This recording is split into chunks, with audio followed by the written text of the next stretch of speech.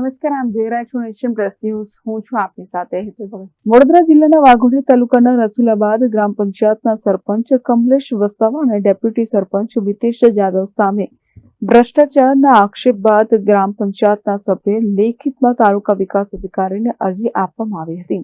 અરજીમાં જણાવ્યું હતું કે ગ્રામ પંચાયતના સરપંચ તેમજ ડેપ્યુટી સરપંચ વિકાસના કામો કોન્ટ્રાક્ટરને કરવા બાબતે તેના બદલામાં કામો પેટે કોન્ટ્રાક્ટર પાસેથી એડવાન્સમાં બંને સરપંચોએ ટકાવારી પેટે રૂપિયા લીધા હોવાના આરોપ સાથે પંચાયતના સભ્યએ ટીડીઓને અરજી આપી હતી, જે બાદ ટીડીઓ દ્વારા વધુ તપાસ હાથ ધરવામાં આવી છે. ભ્રષ્ટાચારના આક્ષેપોનો સામનો કરી રહેલા સરપંચનો એક વિડીયો વાયરલ થયો છે, જેમાં તે માથા પર તગારું મૂકી શાકભાજી વેચતા જોવા મળી રહ્યા છે.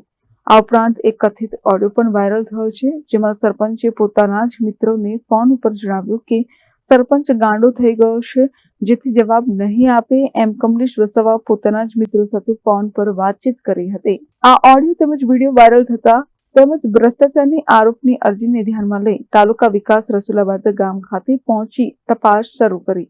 માથે ટોપલો મૂકી સરપંચ ગામમાં નીકળી પડ્યા. લોકોમાં પણ આશ્ચર્ય સર્જાયું હતું કે સરપંચ કેમ આ પ્રકારની હરકત કરે છે.